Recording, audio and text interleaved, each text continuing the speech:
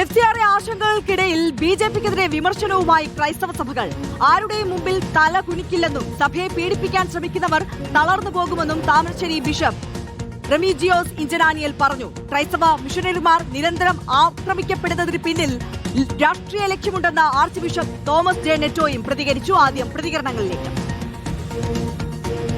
FCRA സംബന്ധിച്ചുള്ളത് ഗവൺമെന്റുമായിട്ടുള്ള ചർച്ചകൾ നടക്കുകയാണ് എന്ന് നമുക്കറിയാം. നമുക്ക് അത് പ്രത്യാശയാണ്. നമുക്ക് സങ്കടങ്ങളും പീഡനങ്ങളും നമുക്ക് എപ്പോഴും ഉണ്ടാകും.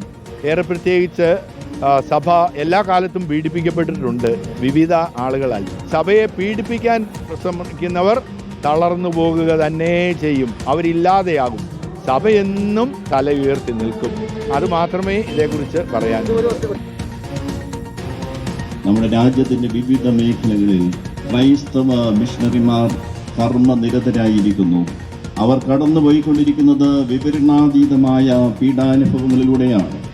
മിഷണറിമാരെ പീഡിപ്പിക്കുമ്പോൾ അത് കേവലം ഒരു ഒറ്റപ്പെട്ട വ്യക്തിപരമായ ആക്രമണമായി മാത്രം കരുതാനാവില്ല. ക്രൈസ്തവരെയും മിഷണറിമാരെയും ആക്രമിക്കുന്നതിനു പിന്നിൽ ഗൂഢമായ സ്വാർത്ഥ താല്പര്യങ്ങളും രാഷ്ട്രീയ ലക്ഷ്യങ്ങളും ഉണ്ടെന്നുള്ളതാണ് സത്യം. അർജുൻ മട്ടന്നൂര് കൂടുതൽ വിവരങ്ങളുമായി നമുക്കൊപ്പം ചേരുകയാണ്. അർജുൻ, ഈ FCRA നിയമ ഭേദഗതിയുമായി ബന്ധപ്പെട്ട് സഭകൾ എത്രത്തോളം വലിയ ആശങ്കയിലാണ് എന്നുള്ളത് നമ്മൾ എടുത്തു പറയേണ്ട കാര്യമില്ല.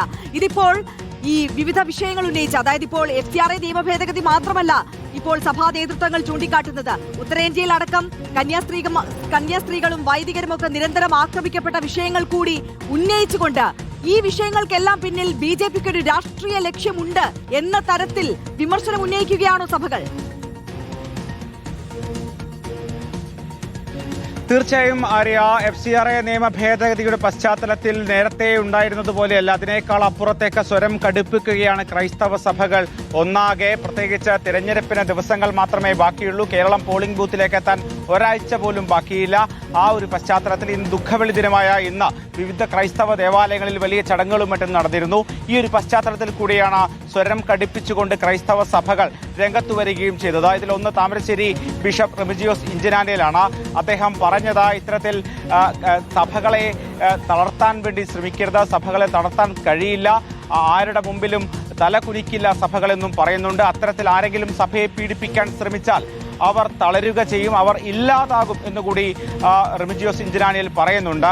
അതോടൊപ്പം തന്നെ ലത്തീൻ സഭ ആർച്ച് ബിഷപ്പ് തോമസ് ജെ നെറ്റോയും സമാനമായ പ്രതികരണവുമായി രംഗത്തു വരുന്നതാണ് നമ്മൾ കണ്ടത്.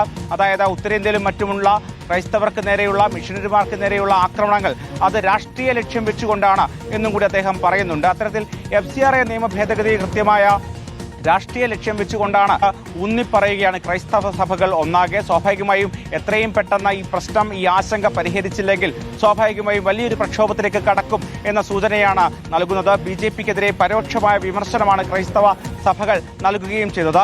അതോടൊപ്പം തന്നെ മുഖ്യമന്ത്രിയും ഇന്ന് പ്രതികരണവുമായി രംഗത്ത് വന്നിരുന്നു. അതായത് ദുരുദ്ദേശത്തോടു കൂടിയുള്ള ഒരു നിയമ ഭേദഗതിയാണ് ഇത് എന്ന് അദ്ദേഹം അർത്ഥശങ്കക്കിടയില്ലാത്ത രീതിയിൽ തന്നെ പറയുന്നുണ്ട്. 2011 ഈ FCRA നിയമം കൊണ്ടുവന്നത് കോൺഗ്രസിന്റെ കാലത്താണ് എന്നും കൂടി മുഖ്യമന്ത്രി ഓർമ്മിപ്പിക്കുന്നുണ്ട്.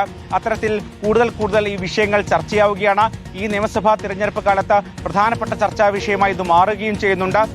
അതോടൊപ്പം തന്നെ CBC അടക്കമുള്ള സംഘടനകൾ കേന്ദ്ര സർക്കാരിന് നിവേദനം അയച്ചിരുന്നു. ആ തരത്തിൽ അത് പ്രശ്നം പരിഹരിക്കാനുള്ള ശ്രമങ്ങളും ഒരു ഭാഗത്ത് പുരോഗമിക്കുന്നുണ്ട്. പ്രത്യേകിച്ച് കേരളത്തിൽ കോട്ടയം ജില്ലയിൽ പാല, അതോടൊപ്പം തന്നെ പൂഞ്ഞാറടക്കമുള്ള മണ്ഡലങ്ങളിൽ ഇത്തവണ വലിയ നേട്ടമുണ്ടാക്കാൻ കഴിയും എന്ന് പ്രതീക്ഷിക്കുന്ന BJP സംബന്ധിച്ചിടത്തോളം ഇതൊരു പ്രധാനപ്പെട്ട പ്രശ്നമായി മാറുന്നുമുണ്ട്. ഇന്ന് മുതിർന്ന നേതാവായ, അതോടൊപ്പം തന്നെ ദേശീയ നേതാവായ അനിൽ ആന്റണി പറഞ്ഞത്, ഇതിൽ ഇത്തരം ഈ ബില്ലിനെതിരെ, ഈ ഭേദഗതിക്കെതിരെ എതിർപ്പ് ഉയർത്തുന്നവർക്ക് കൃത്യമായ രാഷ്ട്രീയമുണ്ട് എന്നൊരു വിശദീകരണം മാത്രമാണ് അദ്ദേഹം നൽകുന്നത്. അതിനപ്പുറത്തേക്ക് ഒരു മറുപടി നൽകാൻ സഭാ നേതൃത്വത്തിന് കൃത്യമായ ഒരു വിശദീകരണം നൽകാൻ BJP നേതാക്കൾക്ക് കഴിയുന്നില്ല എന്നതും ഏറ്റവും പ്രധാനപ്പെട്ട കാര്യമാണ്. എന്തായാലും ഇന്ന് കേന്ദ്രമന്ത്രി അടക്കം കേരളത്തിലേക്ക് എത്തുന്ന സാഹചര്യത്തിൽ ഏത് തരത്തിലായിരിക്കും ചർച്ചകൾ മുന്നോട്ട് പോവുക, ഏത് തരത്തിലായിരിക്കും ഈ പ്രശ്നങ്ങൾ പരിഹരിക്കാൻ ശ്രമിക്കുക എന്നതൊക്കെ തന്നെ ഏറ്റവും പ്രധാനപ്പെട്ട കാര്യമാണ്. എന്തായാലും ഈ ഉടൻ പ്രശ്നം പരിഹരിച്ചില്ലെങ്കിൽ അത് ഒരു പക്ഷേ വരും ദിവസങ്ങളിൽ വലിയൊരു കൊടുങ്കാറ്റായി തന്നെ വീശും എന്നതിന്റെ സൂചനകളാണ് ക്രൈസ്തവ സഭകൾ ഒന്നാകെ നൽകുന്നത്. തീർച്ചയായും അതിന്റെ സൂചനയാണ് നൽകുന്നത്. ഇപ്പോൾ അർജുൻ മട്ടന്നൂർ സൂചിപ്പിച്ചതുപോലെ തന്നെ അതിരൂക്ഷ വിമർശനമാണ് സഭകളുടെ ഭാഗത്ത് നിന്ന് BJP-ക്കെതിരെ ഇപ്പോൾ ഉയർന്നു വന്നിരിക്കുന്നത്.